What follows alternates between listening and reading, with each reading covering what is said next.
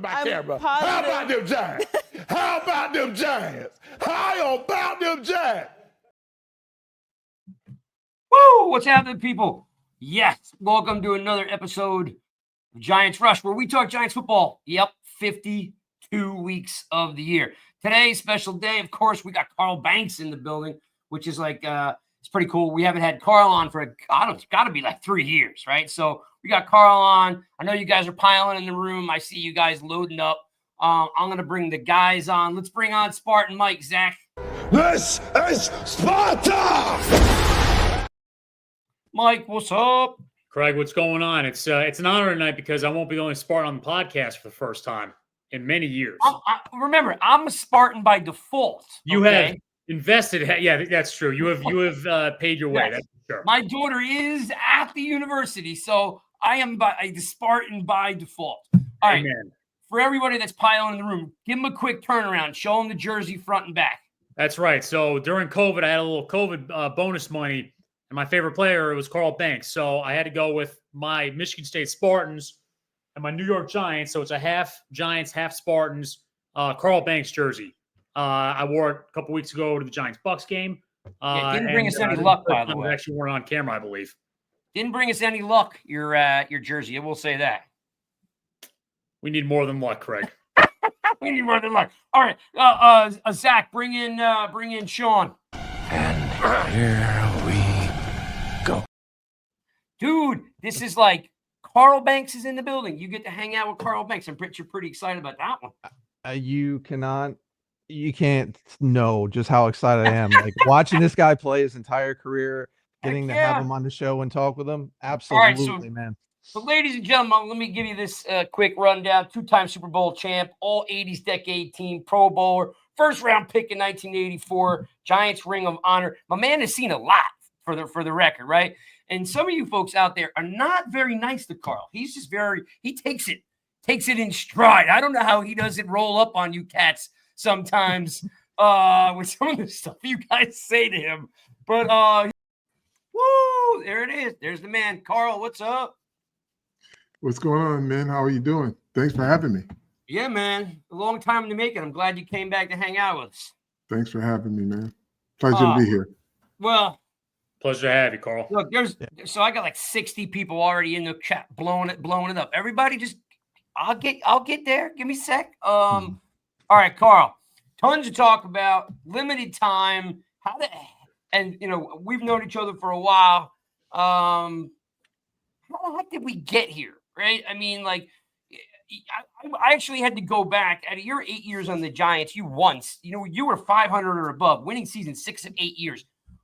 We're on 10 of 12 years. How did we get here? Because, Carl, when the season started, it felt good.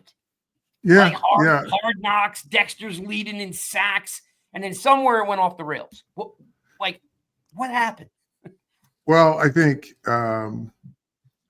talent always makes a difference in the NFL.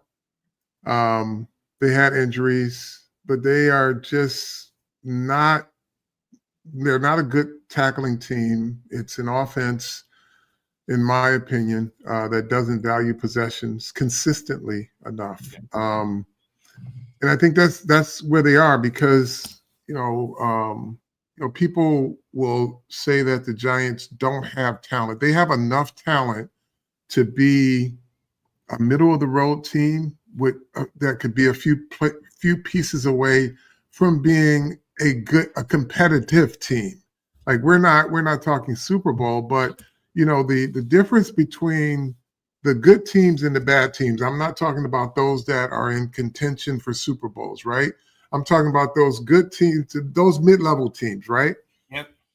is the little things, right? You'll see team like Minnesota, people love them, but they're just doing the little things right. Now they'll get against some teams that are just much better than them, and they'll lose those games, right? But they are the best of the mid teams because they do all the little things, right?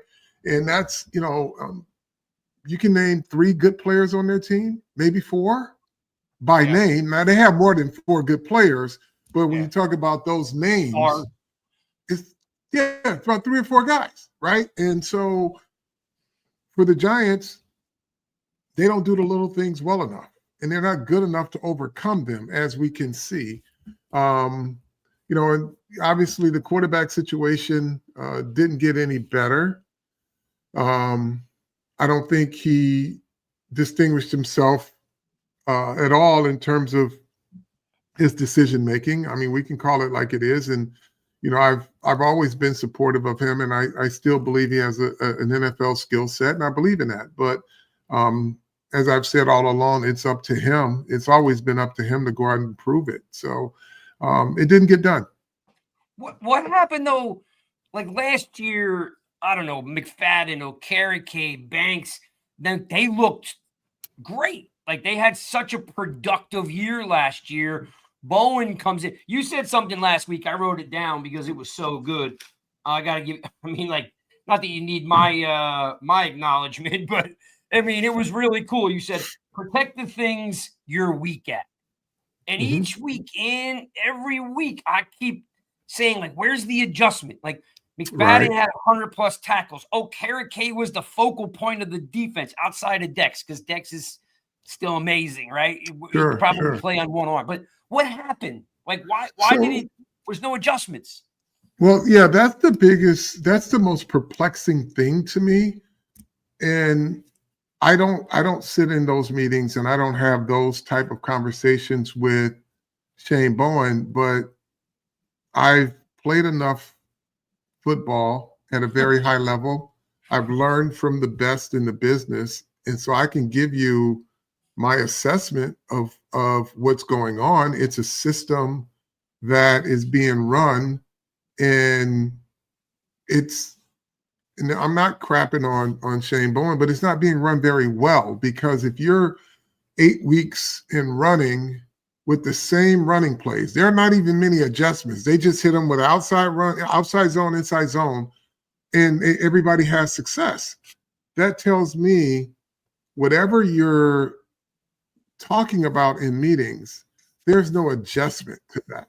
And I paid really close attention in the Dallas game, and I said, I can guarantee you they don't go over what we used to call run fits, right?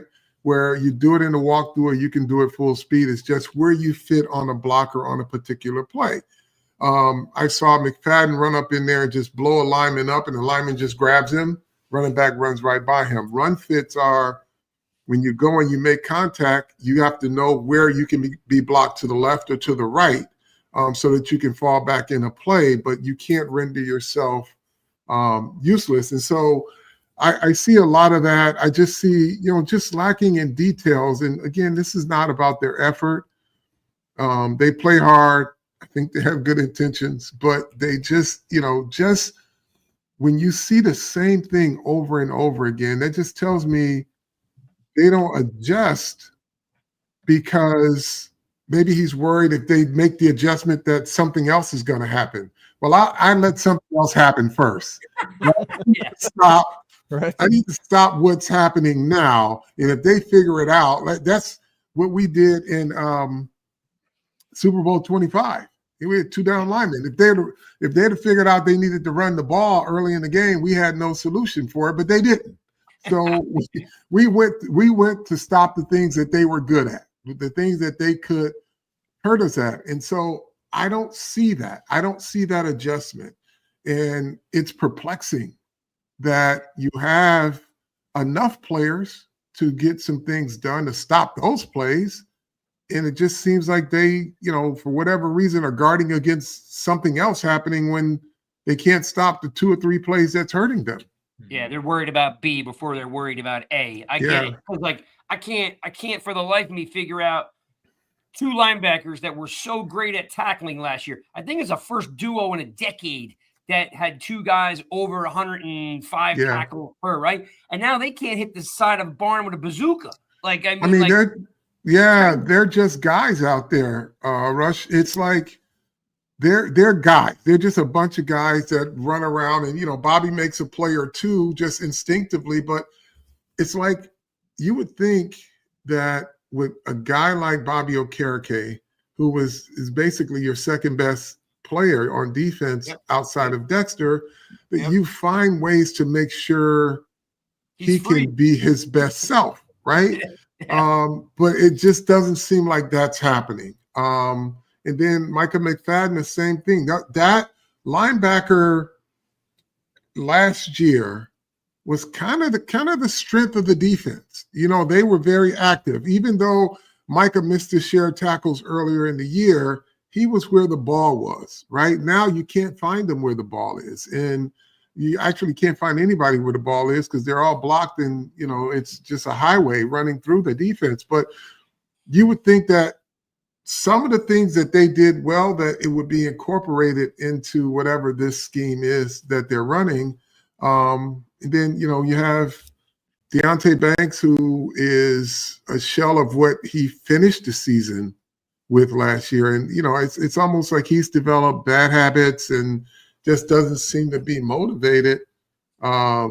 Because when you have a guy like Terry McCurlin that goes on his post-game interview and said that they were looking at Deonte Banks on tape, and we knew that he would, be lazy on taking away certain things. So I knew I could jab step him. And I mean, like, if that's not a call to action there for you to step up your game, I don't know what it is. But he's a capable kid. I thought he was moving in the right direction at the end of last year. And this year, I don't know. Again, I don't know if it's the system they're running or what's happening, but it's just not a good scenario for this Giant team because, again, the difference is in the details with these mid-level teams. Those that want to go to the next level, they add more talent, but until they do, they know how to hold the rope or tread water and win the games that are winnable for them. And then when you get outmatched, and you're punching above your weight class, everybody understands that. But you can rack up 7, 8, 9 wins in the season with the schedules the way they are, just by doing the little things right. Fundamentally sound football. Have they given up on tackling though? Like, nobody. Look, we just played a 20-second video with you tackling the crap out of everybody. Yeah. Every shot is right in the hit zone. Right at the thigh level. You're wrapping up. These guys have, and I'm not picking on them. They're better than me, and that I'll ever can imagine being. They have more athletic ability in one finger. But for the love of God, why don't they hit anybody? Everything's up top, and they wind up. Well, again, it just depends on what the emphasis is. Again, I don't sit in those meetings. Yeah, I know. My bad. I had some conversations with Micah last year, and after those conversations, he became a better tackler because I just kind of gave him a few tips on how to finish a tackle. Because if you're good enough to get to a play, you should be good enough to get them down. It's basically taking that one extra step. Can you tell him for again? Him? No, he's gonna be okay. But yeah, I think, and the thing is, people say, well, they don't have time to practice it. The reality is 32 teams practice by the same rules. Yeah. And some teams are better at it than others, right? And they don't have any secret to how they do it. They have to practice along the same guidelines as everyone else. So tackling is a want-to thing to a large degree.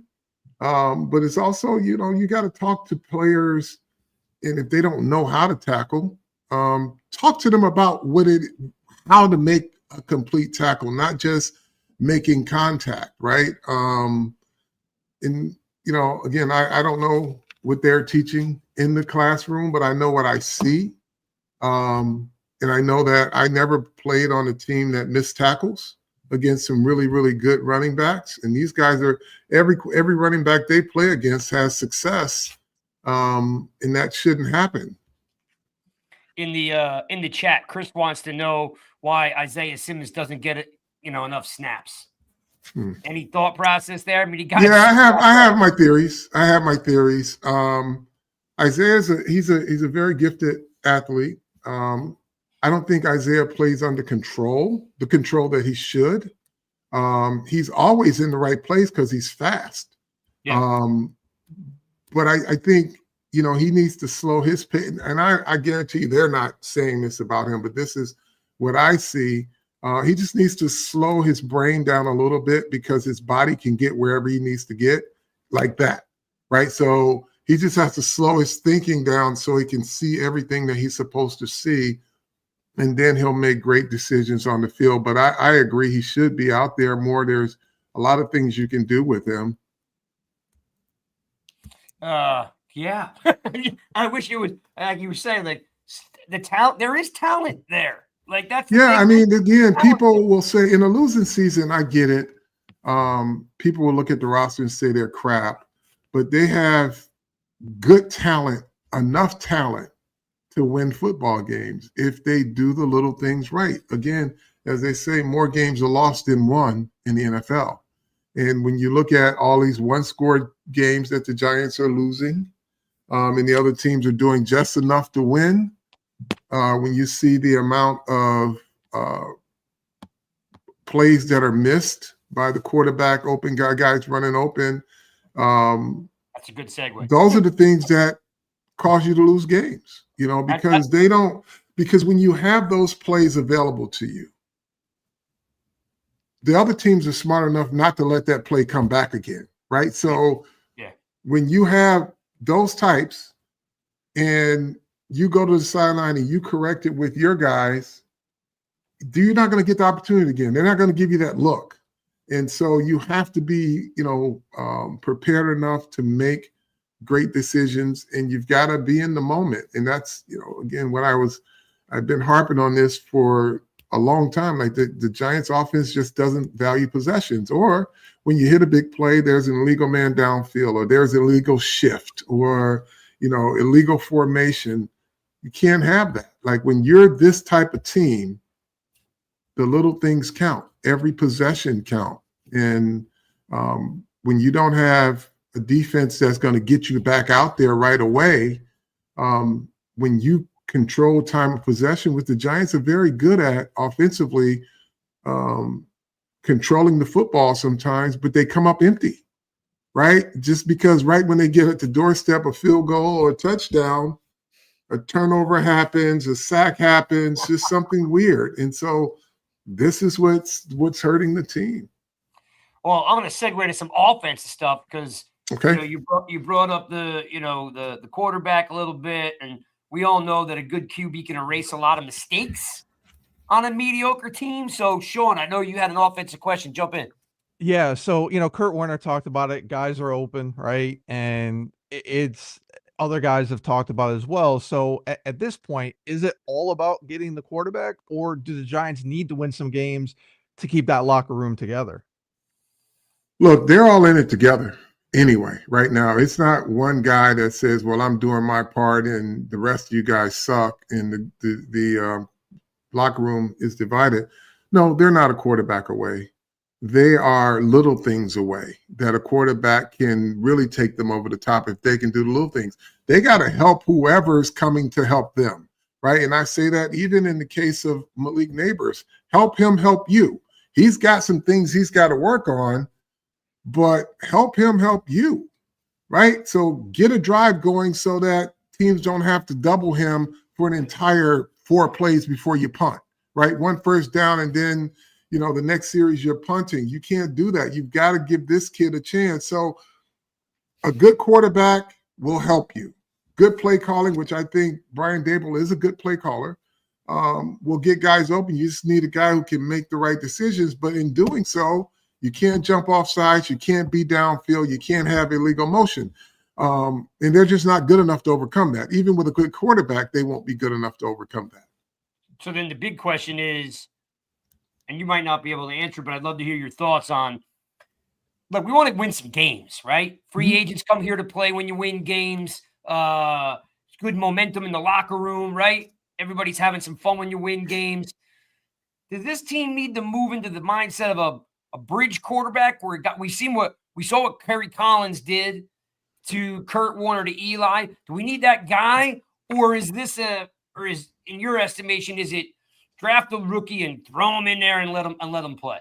Well, you're going to have a real evaluation of these kids coming out. I think it's probably 2, maybe 3 quarterbacks coming out. Shedeur Sanders, Ward, and the kid, Lane Kiffin's kid down in Mississippi State. Jackson Dart. Yeah. So 2 of those 3 quarterbacks have been coached and tutored by NFL coaches, offensive coordinators. So they kind of understand and see what the NFL system is. They know how to run it. I don't think it'll be too big for those kids. I don't know enough about Ward, to be honest with you. I don't know enough about any of these kids coming out because I don't do that work like some of the other people do.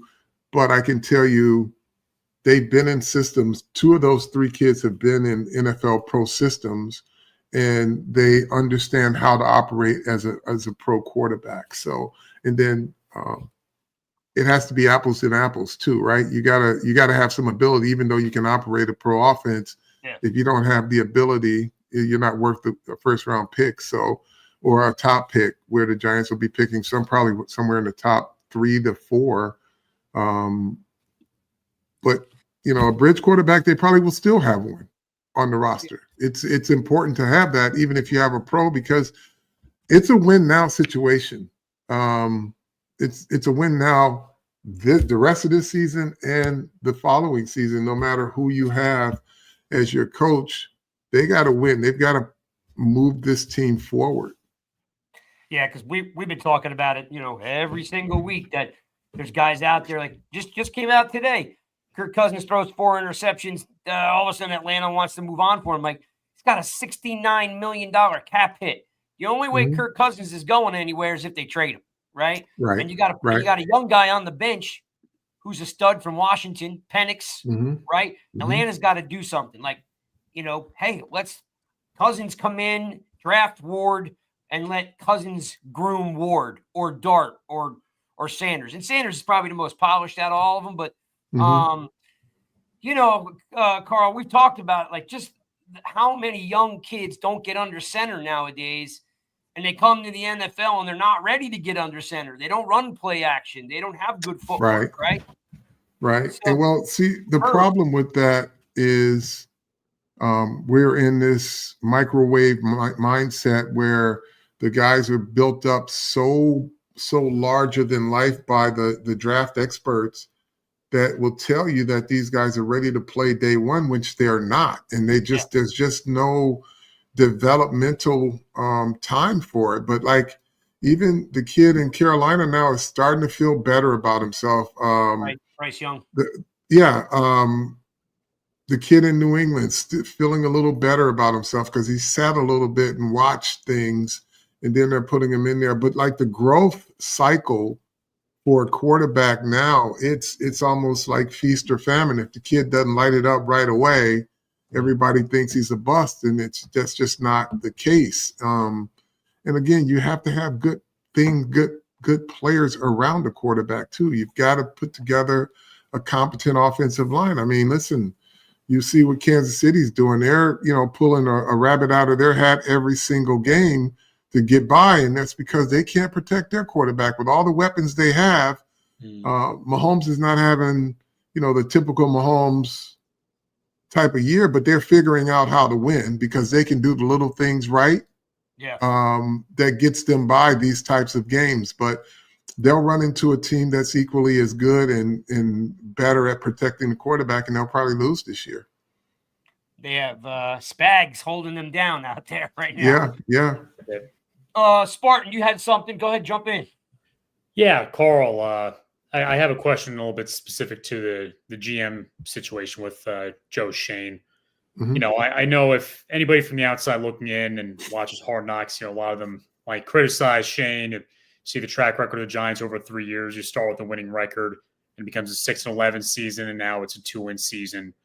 At the same time, we're putting that up against the fact that there have been some bright spots. For example, this past rookie class has done an outstanding job. Sure. And, in any world, a lot of jobs, if you start off, not so strong, but you start showing improvement, you elongate your tenure. And I want to be very mindful as to how I ask this question. I understand I don't want to put you on a spot where you have to give predictions, but this is more so from how Giants ownership or any NFL ownership might look at this. But, does Shane get another swing at drafting or going for quarterbacks or getting an elongated process with the New York Giants? Well, it's two things. I'll say first and foremost, because I've said this about Jerry Reese and I said it about Dave Gettleman, picking players is not an exact science. It's, humans are involved in it. You could have all the things line up for you and the guy lays an egg. But I certainly hope Joe Shane gets another opportunity. I think he's super bright. He gets it. I think he has kind of the right balance of metrics versus human performance. He followed the metrics with the Saquon deal, but so did 31 other teams, right? He found one, or 30 other teams. He found one team that was willing to pay him, in the same with the kid in Baltimore. So, and I'm happy for Saquon. He wouldn't be doing what he's doing here, but Joe is filled in with some really good players, and they're going to continue to develop, right? So I would like to see him continue to build on that. And by the way, I know a lot of folks say he's missing on first-round draft choices. You don't judge him just by the first rounders. He's responsible for all of it, the free agents, as well as the second, third, fourth, fifth, and sixth round draft choices. So let's keep that in mind too, because you're building a roster. First round draft choices they're kind of the cherry on top, but you've got to build those foundation players. And, this is a crappy comparison, but it just kind of gives you kind of a sober look at, Bill Belichick was awful drafting, right? But he found a way to win games, right? Because it was all about the little things with him. But when you look at his drafts, man, terrible. He's not been great at drafting, He'd be giving draft picks away. He'd be trading out of the first round, trading out of the second round. But you know what? They find ways to win, right? And that's what's important, right? So you just have to continue to evaluate talent and get them in the building. If you miss, again, I say your hits have to be so loud that it kind of drowns out your misses, right? Yeah. And they don't have that enough right now. They're starting to get it with Tyrone Tracy. If Saquon Barkley was having an average year, nobody would say anything about it because of the year that Tracy's having. But, Barkley's a unicorn. So that hit is not loud enough to drown out, the departure of Barkley. Theo Johnson, he's going to be a really, really good tight end. He's on IR now, which I just found out today via you guys here on the Lord Chiron. But they've got some good players. Drew Phillips is a baller. Oh, yeah. Nubin's a baller. You want to talk about development? Cordell Flott, who I didn't realize he was as young as he was, he's now starting to turn the corner as a cornerback that is going to contribute. I'm not putting him second, CB 1, 2, or 3, but he's going to be on the football field for this team. So they got some stuff. Leonard had told me that when he's on the sideline, it was Stingley on one side and Flott on the other. He said Flott just needs to stay healthy and get a chance. I'm always hard on Flott because he's so, he's just not a big dude, right? And I'm like, he's long though. Yeah. He's long, and he's had a great year. He just needs to be healthy enough to stay in the field because Leonard and consistent. My biggest thing with him was that he just needed to be consistent because he shows that he can do it. What about the leadership? Maybe we're the fourth young. Sean, correct me if I'm wrong. Right, fourth. Yeah. Fourth youngest roster. Yeah, and then by And then- starters, I think we're the youngest roster. When you have a young team, coaches factor into that. The leadership, you have to have kind of, and I said this on Bob and I's podcast. In Dable's case, in most coaches' cases, you've got to be more thermostat than thermometer, meaning that you can adjust. When you need to apply the heat or not, and then that way you can start to empower people. But look, number one's going to be your leader. They just ain't caught up with it. But I don't think he's changing one bit, and I don't blame him because he's not used to losing. I don't think he's ever lost much in his entire sports career, meaning Malik Neighbors. So he's got to, these guys have got to come up to where his thinking, his mindset is, I hate this. I don't want to be here, and I don't want you guys to be here either. We need to get it together. So that's going to be your leadership, and it doesn't take a veteran to be a leader. It can be anybody in that locker room that's tired of a circumstance. But the coaching has to, when you have a young team, coaching is important in terms of getting these guys going and leading them. What are you seeing for the rest of the season? What's the locker room there look like? Because you know these folks on Twitter, they're off the rails. They're like, it's blowing up, tear it down. Like, well, listen, it's just people want to tear it down, but for what reasons, right? It's either tear it down because I don't like your coach, tear it down because I want a better draft choice.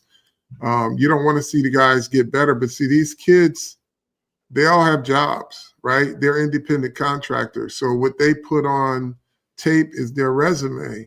So tearing it down when you don't think, it's worth it, these players think it's worth it. These coaches think it's worth it. They have jobs to do, right? This is not a scholarship occupation. This is a paid profession. So they've got to produce. And listen, they got enough games left. Hopefully they'll win some. I know people don't want to hear that because they want draft choices, but you empty the cupboard and bring a first-round draft choice in here, you're just looking at him and Malik Neighbors and no one else. So you gotta make sure that your young guys continue to develop. I'm always saying too, like, one, if you go have speed, you get hurt. You're playing for the guy next to you. You know what I mean? Yeah. Or next year you got a different guy playing next to you, right? So you're playing for each other. Like, I don't understand why people don't get that. Like, keeping the core and the nucleus together is going out there and hitting somebody in the mouth and playing, and these guys all just want to lay down and not win. And I'm like, okay, we can revisit all the draft picks we didn't get. It's just that can happen anywhere in any profession. Yeah, listen, it's understandable considering where this team has been for the last decade, where people are they're looking for something, anything, right? But now is the time where you just take a real sober look at, okay, what is this draft class doing? What are the free agents doing? What are the draft? Who's contributing from the class before that? What free agents are contributing from the class before that in this class, right? So you've got some pieces on your offensive line. Your Bobby Okereke was a win at a free agent acquisition. Brian Burns, a win, right? So they've got good players there. And, by the way, folks who think Brian Burns is not that good are losing their mind. He's that good. And as a matter of fact, because people sit up and wait for him to get sacks, he's got a lot of pressures, but you don't even pay attention to the little things he does. He plays the run pretty good. He does well at everything they're asking him to do. When everybody's looking at the stats saying, well, he doesn't have the sacks, look at the other things that he does do well, and you'll see why he's there. I think he plays the run great. And actually, someone's got to stop the run. Which actually was going to be what I was going to ask you. Like, and I'm not throwing anybody under the bus, but there was a little bit of this moment where you realized that the defensive line wasn't stout enough. When Dexter comes off the field, the poor guy needs a blow. You take him off the field, we get abused. I do feel like they did miss, and not to be negative, I'm just saying that there's a miss on the guys up front. We don't have enough guys up front that could get the job done to keep Okereke and McFadden and Burns clean. So let me just explain that to you. So you knew Please. going into the season, Yeah. what your defensive construct is going to be. Yep. It's no different when you see a dime defense, a nickel defense, and your regular defense, right? If you know that you are going to be without certain players, then you have to have a plan. Yeah. You have to have a plan. When Dexter's not in, we can't do certain things on defense. We've got to either stunt, we got to play a gap technique. You have to guard against just the same plays that they can't run against Dexter, but when his replacement comes in, you get to run those plays. That's not how defense works. It's not how it should work, right? Sometimes you want your guys all to be able to play the scheme, but the reality is there's one Dexter Lawrence, and if his replacement can't do what he's doing, then adjust your defense. You can slant, you can do a lot of different things to prevent a team from taking advantage of Dexter not being on the field. And by the time they figure out, oh, well, they're doing this when Dexter's not out there, well, they'll be like, well, you can catch us next year, or you can catch us in game 2 because we got Dexter back on the field and now we're business as usual. But, teams have to make adjustments. And if you knew going in that the hole that Dexter leaves when he's off the field, you got to make adjustments. And see, again, I'm from the master class of Belichick, Parcells, and Nick Saban. So I understand how these things work. I understand how adjustments are made in game and going into the next game. So if you have a guy who's really good, who's out, and the next guy is not, then you make adjustments. That's what you have to do. Is it him? Cold is in the Zach. Throw up Cold's comment because it's what he's reading my mind. Why is the question, right? Does he not trust what he has? Last year you had McFadden blitzing in the A gap. You had Pinnock blitzing off the outside. They went from they were running 7 techniques, 9 techniques, right? They were protecting the edge. Yeah. None of that's getting done. And I'm just asking, is it like Cold says, does he not trust what he have? Or is it too much? And again, I say this lightly. Is it too much ego in the room? Like, why isn't it getting done? So I can't, unless I had this conversation with him, I can't answer why. But I think everybody can see that there is a reason he should make adjustments. Yeah.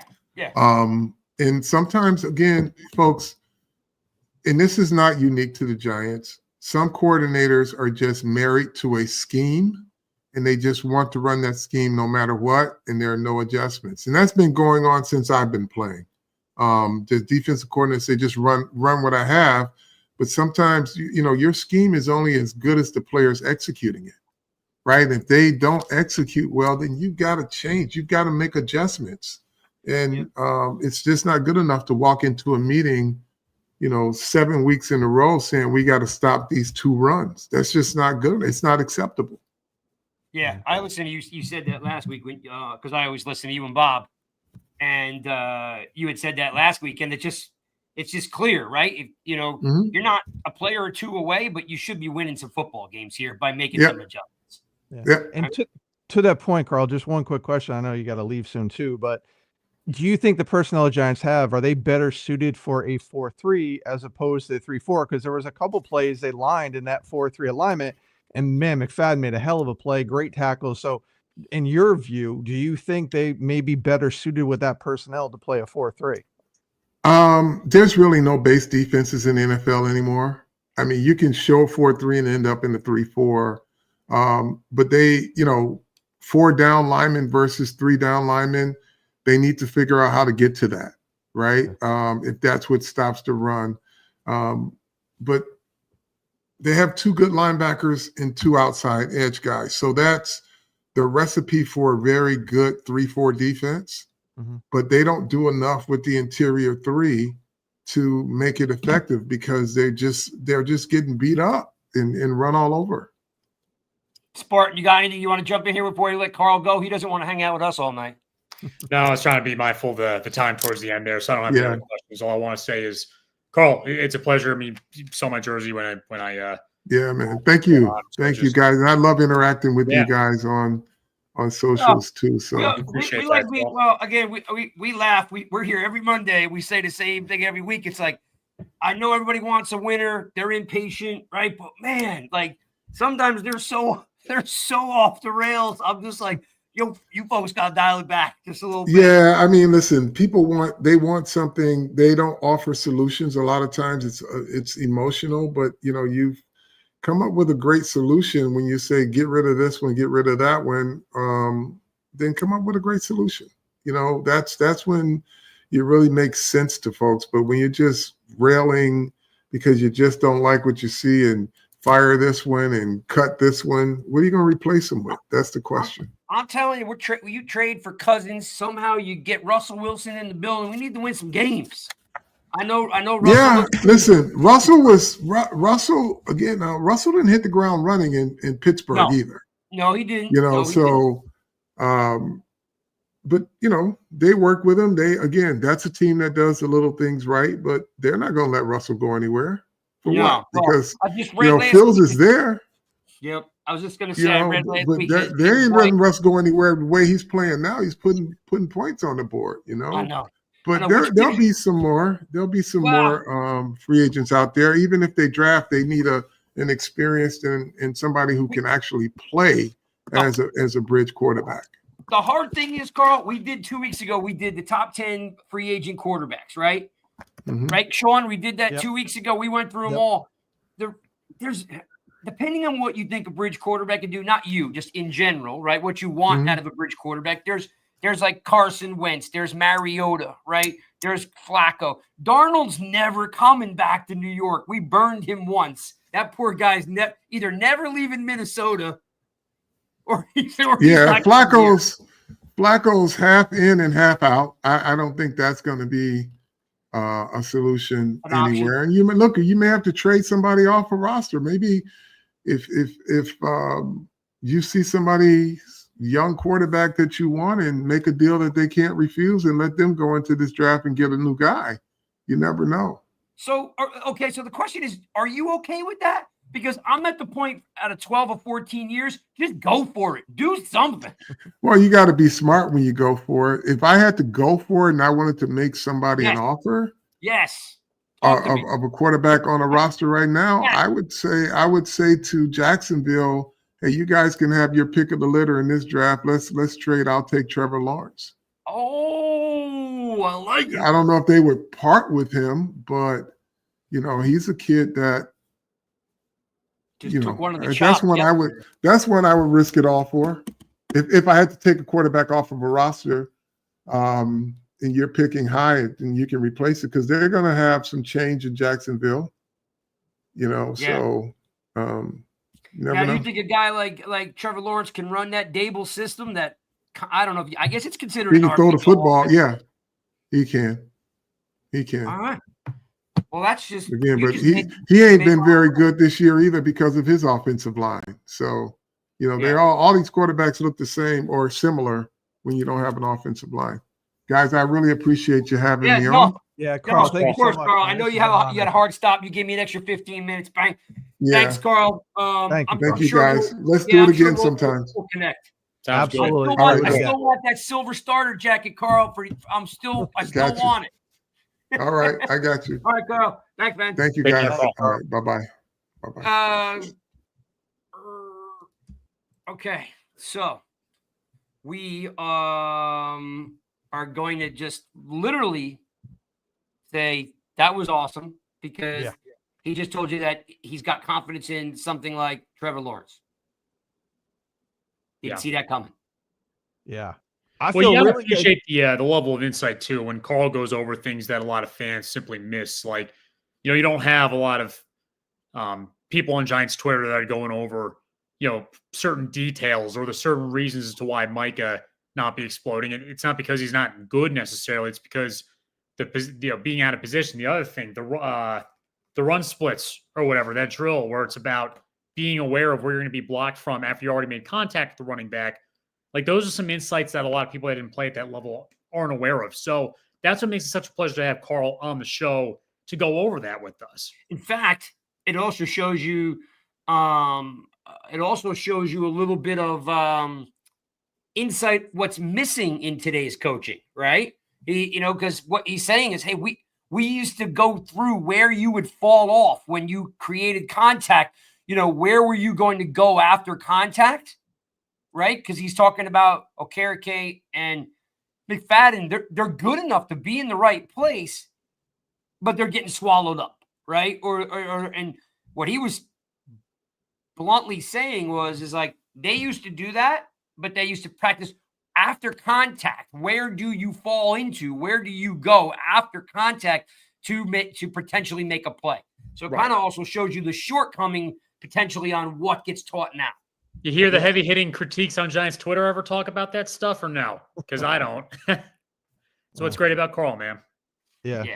And he basically talked about football awareness. Basically, they're just going and playing assignment football and not paying attention to what's going on around them. They're running into blocks, they're going into blocks and letting the running back go right by them. So, I mean, those are things we've covered.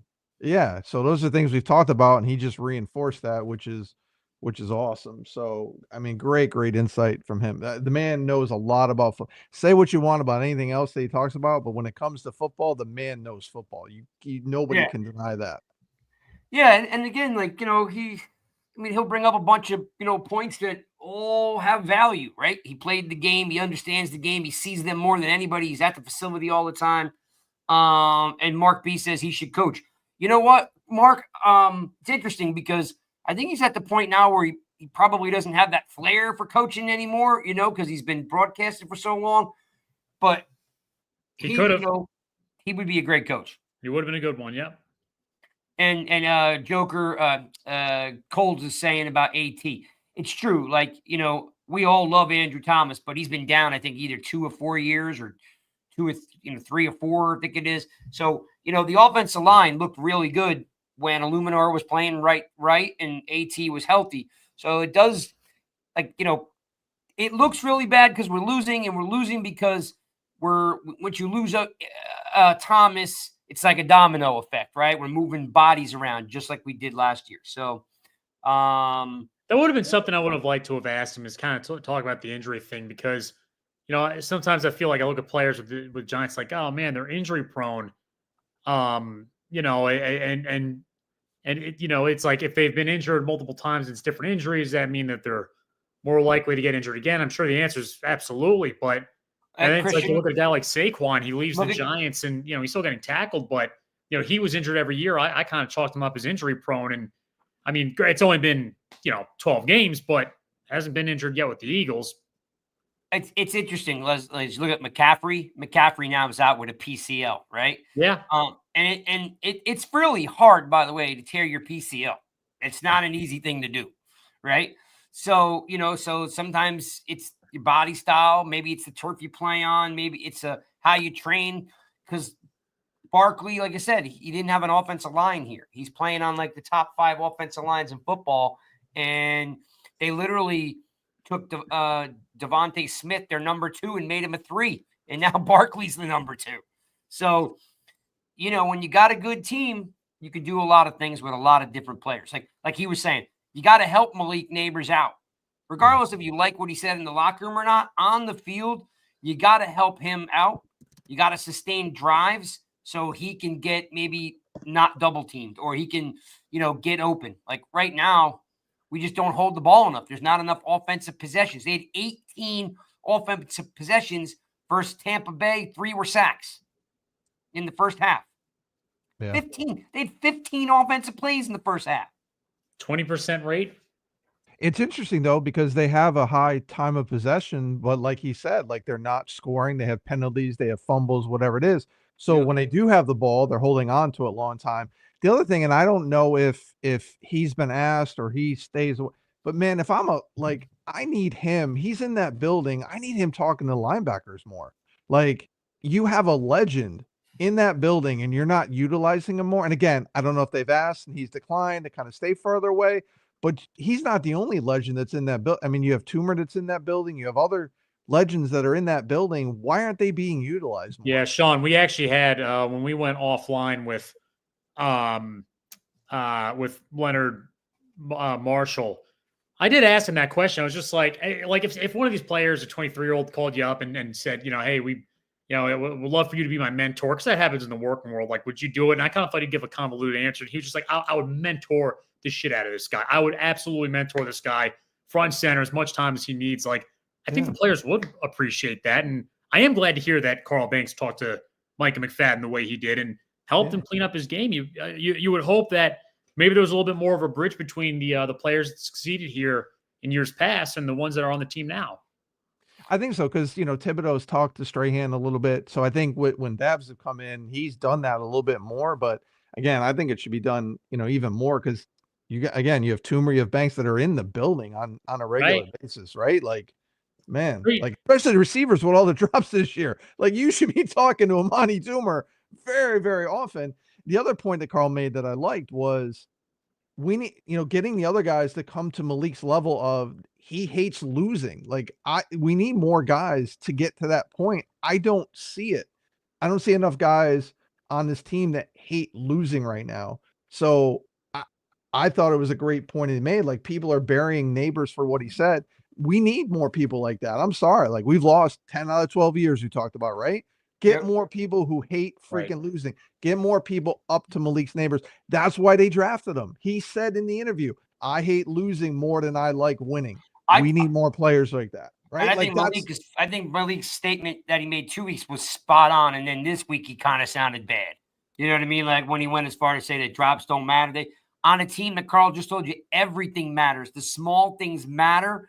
So they actually do matter when you're not a good team. Yeah. His statement 2 weeks ago after the game about what you just said, Sean, was spot on, and I wasn't upset with him at all. I thought it was funny that he was giving an interview with sunglasses on. But but this week he just sounded like a baby. I was just like, dude, he said his piece 2 weeks ago, and that statement was strong.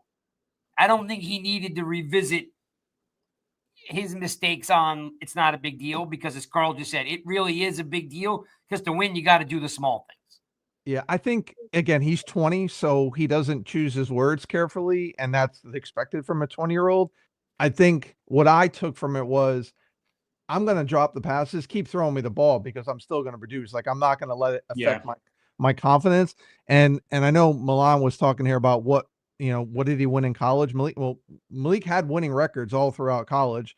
I'm sure he had winning records all throughout high school. So I don't remember. He may not have won national championship, but I think he was on that national championship team. Yeah. So he has won. And Chris and Sean, to your point, it's like, did he say the right things when he was frustrated? No, but think about it. In human nature, a lot of us do that, right? When we get angry, we say the wrong thing. He was so angry, he was on that seat of, you got to keep yourself in line, but it's going to be a little bit challenging right now due to the level of frustration that he was feeling.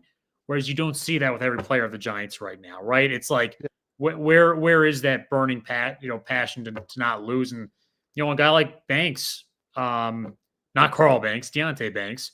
Yeah. I don't sense that from him. No, I agree. And again, he's 20, so he's not going to put things into good perspective. He's going to say things out of context from what he's trying to mean.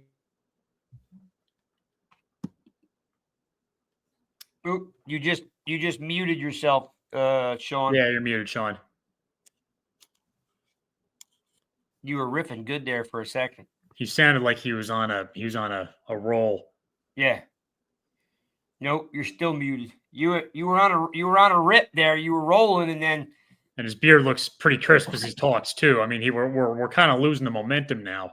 Yeah, man, come on, get your head. Oh, he'll come back in. Right. No, it's always great having Carl on. Like we say, look, we tell you what the players tell us, right? And he's basically saying this team could be a middle of the road team. It could be, right? Right. Hey, Craig, think about it. 2 years ago, it was. And I'd argue there's more talent on the team now than there was then. Yeah. But something's missing. Well, we know what's missing. We know the fact that, like you said, the quarterback makes up for a lot of bad play. You've got injuries, and there he is. Let me pump him back in. Guess who's back? Back again. Nope. Wait. I'm off mute. Yeah. There you are. I wait. Nope. You. Oh. I think you got to be really something- close to that mic, Sean. Yeah, I think it's something with your mic because you talked for a second and then you disappeared again. Nope. Now try it. It keeps putting you on mute and then taking you off mute. But Spartan, yeah. Oh, it's always good to have Carl on. Really good stuff, you know. And he said that he would be okay with the Giants moving to trying to grab Trevor Lawrence. I didn't see that coming.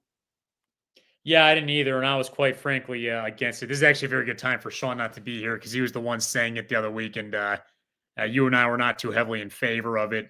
You know, he brings up an interesting point. I mean, like Trevor Lawrence is there in Jacksonville, and you know, is he getting the development he needs? He hasn't really quite had a good situation, but you know, and we said that about Jones. So what's different is that, you know, Trevor Lawrence has still done more in Jacksonville than what Jones had done with us in similar circumstances, right? So I guess my question is going to be, though, what's it going to cost?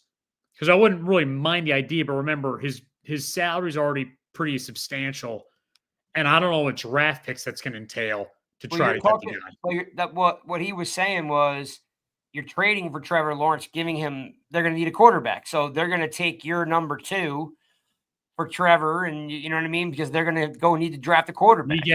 We get Trevor. They use our pick to get Cam. Did we get their pick then for this year? Well, yeah, there'd be a package there somewhere. Like, you wouldn't give him your first. You'd have to figure out on is there money involved, who's picking up part of the contract. But the point is, though, that he was trying to make is like, as I was saying, like you really should think about winning football games because the fans have had enough. Free agents don't want to come here to play, right? Let's turn it around and let's win some games. Let's win some games. And if Trevor Lawrence makes you an 8-9 win, 10 win season, and then with the draft pick coming up, like, I'm not saying not to draft a quarterback, but Trevor Lawrence is not a bridge quarterback. He would be your starting quarterback. That's the quarterback. That is you go draft what's his name from Colorado? Sanders. No, Sanders. Hunter. Hunter. You draft a guy like Hunter, or you draft whoever the best corner, whatever CB1 is.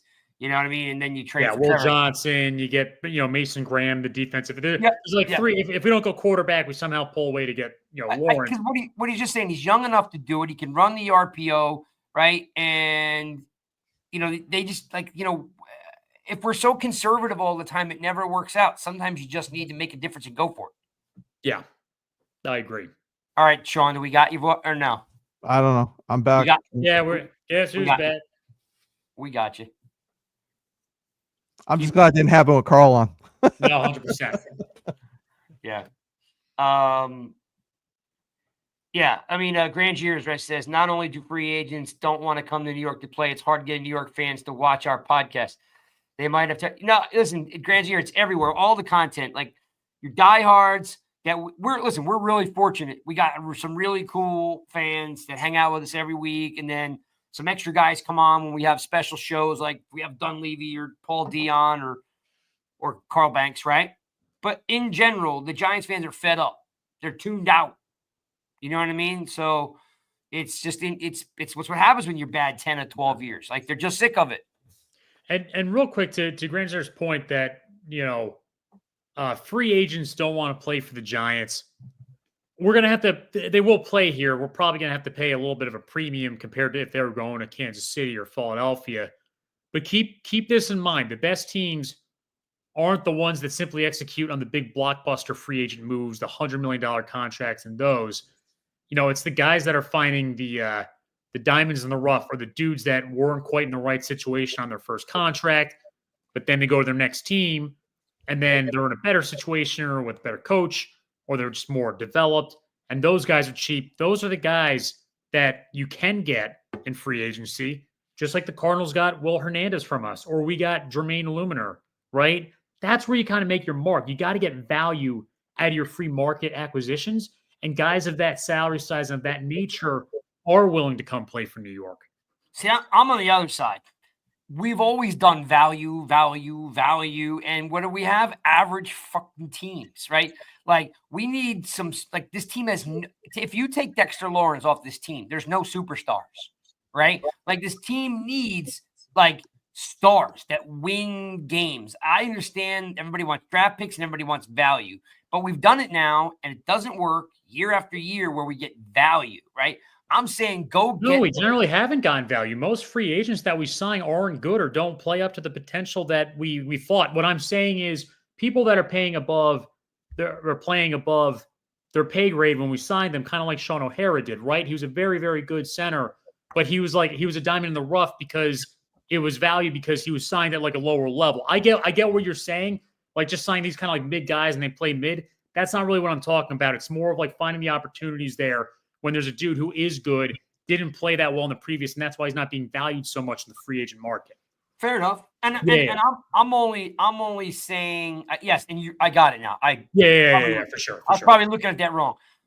I do just know what winning does. We all do, a little bit of the older guys that have seen us win some games. Like you just feel good when we came off the 22 season, right? And we had hope, right? Yeah.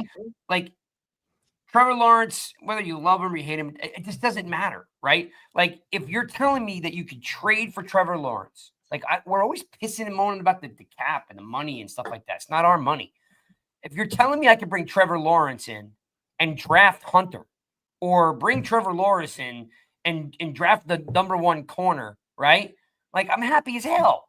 Yeah. Right. Because we need a quarterback, right? That can make up for other people's mistakes. I don't know if Trevor's that guy, but we do know that Jones had the size, the speed, the arm, but he just wouldn't throw to open guys. He couldn't process. But you went back and you looked at that McShay thing. It was eye-opening. If anybody out there hasn't seen it, go look up Todd McShay, the draft guy. He basically says that Daniel Jones has all the talent in the world, but he can't process. It's measurable, right, Craig? Measurables, not deliverables. But at least with Lawrence, NFL, sure. I mean, there's more to prove, but at least the college level, it was deliverables and, the measurables. Yeah. And Trevor throwing a Hunter and Malik would be disgusting. Yeah. You know what I mean? Or whoever it is. I'm just saying that, no one realizes that when you bring a rookie quarterback in, they don't turn into CJ Stroud all the time. Most of the time, they become Trubisky. You know what I mean? Or most of the time, they become Johnny Manziel, or they become, Haskins or Lance. Like, so you're putting a lot of stock in these guys. And again, I saw this great piece from Greg Olson, which brought it to my attention that the quarterbacks aren't under center. They're not running play action. They don't have good footwork. And then you force them to do it in the NFL. Now the learning curve goes from here to here because they're learning how to play quarterback all over again. And they're supposed to be leaders of men. So bring a guy like Trevor in. Why not? At first I was kind of against it, but I don't know. I do happen to trust a guy like Carl Banks' insight on what he thinks would fit in the building and what guys and that the guys would like him. Here's what we need. We need, and I was talking about this with one of my buddies today. We don't just need a quarterback. We need a quarterback. We need a quarterback who is a leader. We have not had that here. We need somebody who is going to rally the troops, players are going to fight for and fight behind. Like to your point about Trevor Lawrence, I mean, you saw guys fight for that hit that he took yesterday. They went up, they defended him. You didn't see a lot of that here in the last couple of years, the last several years. So I want a guy like that. So if it's Trevor Lawrence, that's fine. But I want a guy who's going to lead. And there are some guys in the college ranks, I think.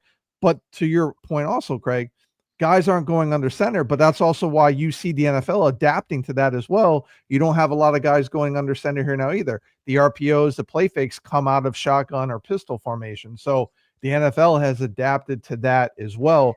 But above all, I need a quarterback who is going to be a leader that says, hey, guys, we got 2 minutes left in this game. We're down by 6 points. We're going to drive down the field and win this freaking game. That's what I want. We have not had that. So I do think that Shane and Daboll are going to, if they're here, they're going to get their quarterback, not just a quarterback. They're going to get their quarterback, whether it's draft or whether it's trade or whatever it is, they're going to get their quarterback. The sad thing is I don't think this crop of quarterbacks has the it factor in it, really. Like, I mean, they're good, but I don't know. I mean, like, they're not Stroud.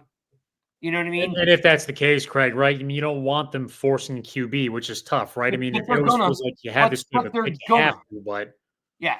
But it's funny you should mention that, because Shedeur is comp a lot to CJ Stroud, and he is a leader of that team. I know we talk about off the field stuff, but on the field, I don't care. You watch him on the field, and I watched him at Jackson State. I watched him at Colorado, a lot of his games. That team rallies around him, and that team believes him, and he is composed throughout the entire game, no matter what is going on. So he is a leader, and that team follows him. We may not like the way he does it, but they follow him. They don't quit on him, and they fight for him. Yeah, it's Colorado. And this is what I just look for so much now, because we had none of this. It's all about performance under pressure for me, and Shedeur's super good at that. Yeah. And Ward does the same thing at Miami. Those guys follow him. They fight for him. He leads them. He's just a different style. But I think those two, anybody else, I don't see it with the others. Maybe Dart a little bit, but I still have too many concerns about him. Yeah. But I've seen them all do it, though, because here's the thing. I'm going to have to play devil's advocate with you there. Is the NFL is adapting to college ball, and it's making worse quarterbacks than it's ever made in the history of the game. More quarterbacks are failing because the pressure is on the quarterback from the shotgun. There is no deception. There is no play action.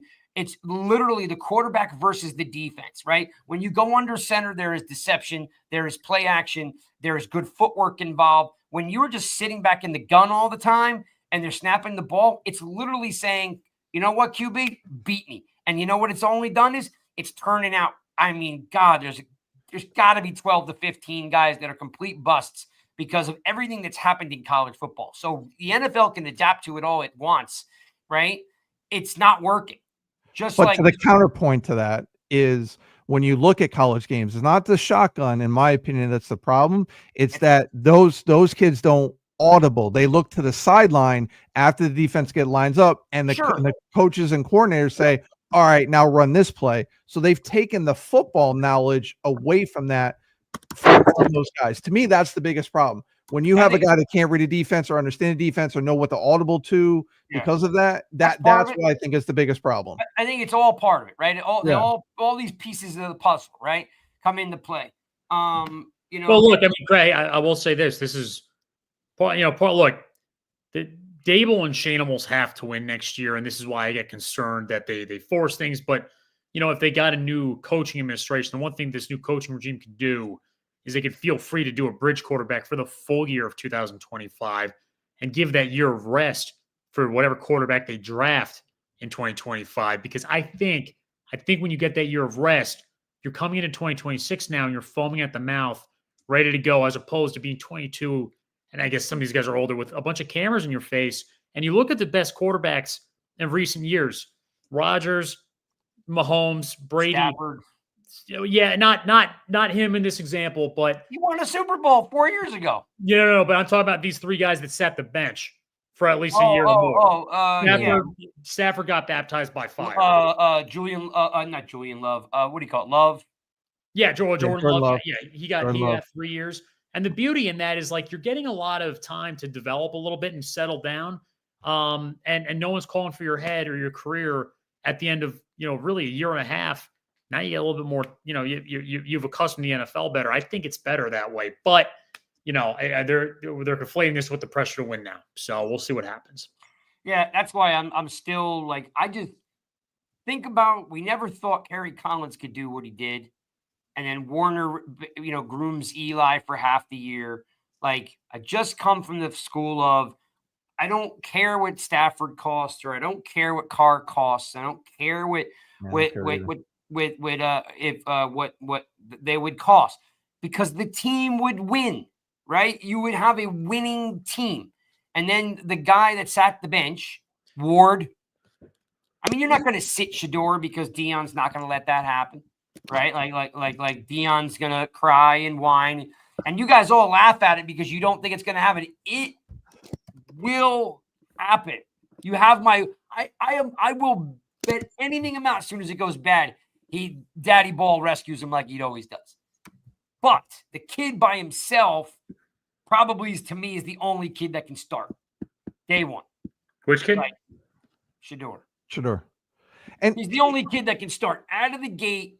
His daddy's finally not on his back, holding his hand.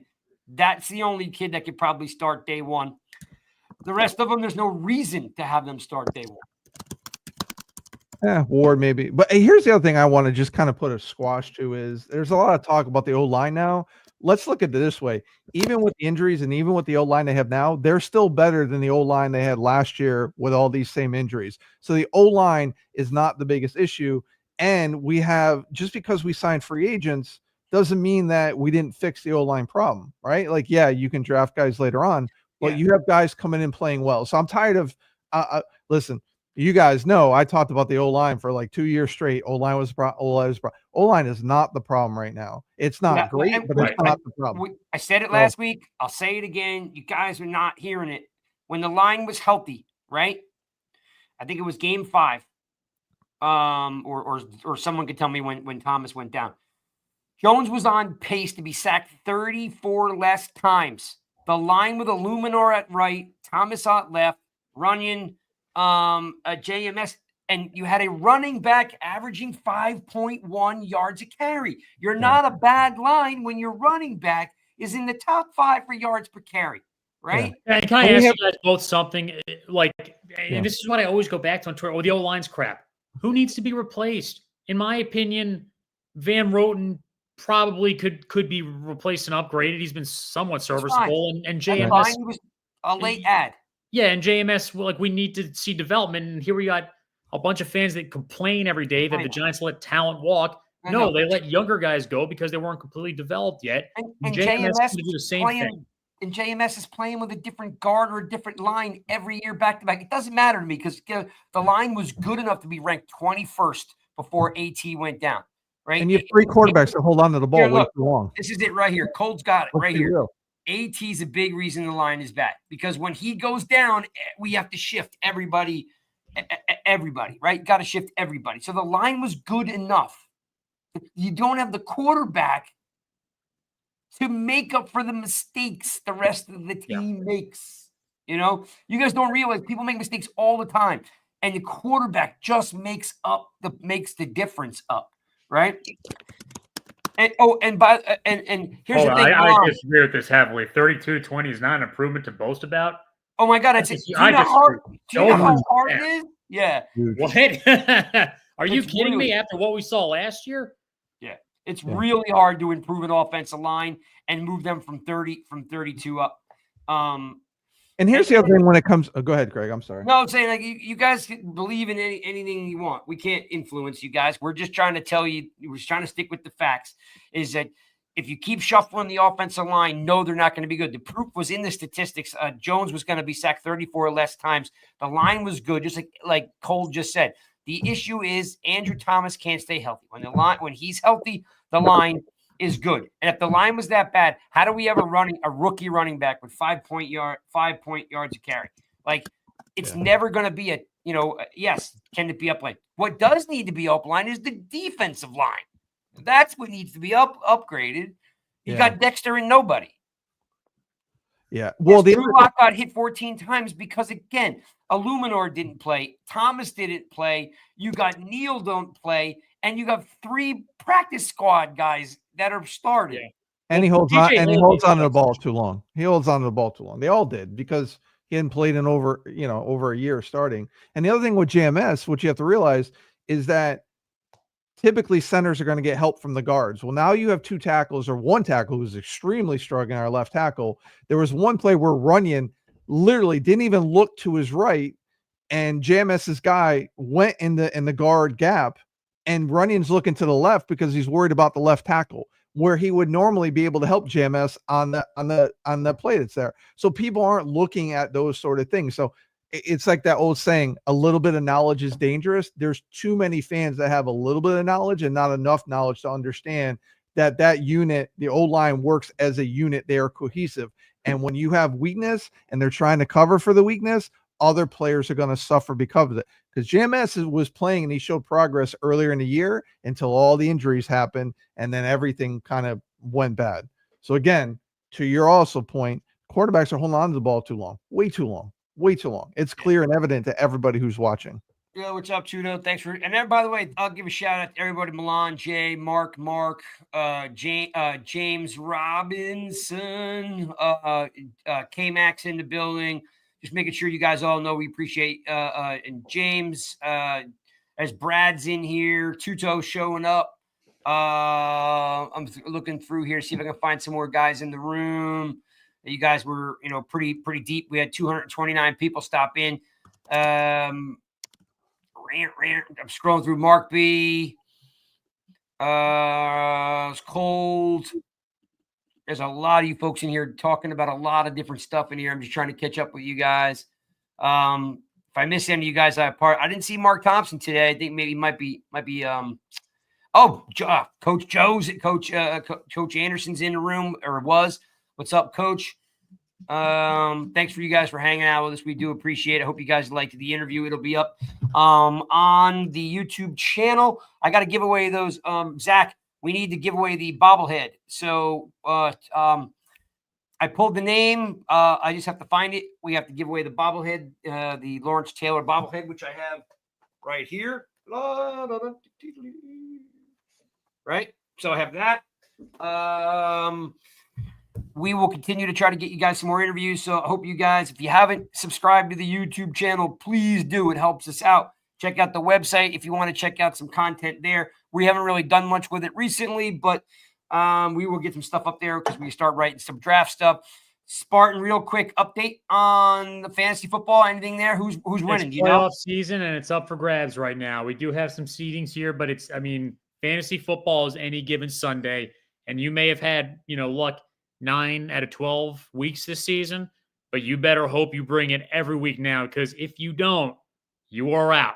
And I've seen this plenty of times before. The 1 seed gets toppled because their players, they get the best players in the league. They're on good teams, and then the teams start reducing their minutes a little bit to preserve them for the playoffs. So this is where the fun begins, baby. All right. Well, I have a second bobblehead too. I'm going to give away in a couple weeks. I'll give this one away tomorrow. I have his name pulled here somewhere. I just need to find it. Subscribe to the YouTube channel. Make sure you follow all these guys. If your friends aren't tuning in, we'd love to see them hang out with us. We do love to grow the show. I'm going to try to get some other guys on. In the off season, we can pull like Belton and McFadden. Those guys are always real good to us. It's hard to get players. I need that black starter jacket. Which one? Cold. Which one? The one that Jay had. I don't know which black one he's talking about. The old school one with the Giants across. Yeah. See, I want the one that Carl Banks made up. For any reason you guys don't know, Carl is a part of Starter. Whether he owns it, I don't really know outright, but he's a part of Starter. They made these UK jackets 4 years ago, the silver ones. Were just, Milan, thank you very much. Because good one, Milan. I love my West Coast friend there. It's all good, man. It's all good. There's plenty of you guys that we go round and round all week long with a couple of you guys, but we just always appreciate it. Look, it's not easy to be a Giants fan right now. I just want to win games. I know you guys want a draft pick, but I'd rather win games. I'd rather just start building a team now, a good team, than having to start over, because it's like a 3-year window. That's tough. So we're out. We're going to catch up with you guys next week. I think Chris and Truth are doing the preview show. Come on Wednesday. Check out Rush Hour. You guys are great. Appreciate it. This will be up on the audio channels. If anybody, Spotify, Apple Pods, Amazon Music, the rest of it. We're out. Bang. We'll see you.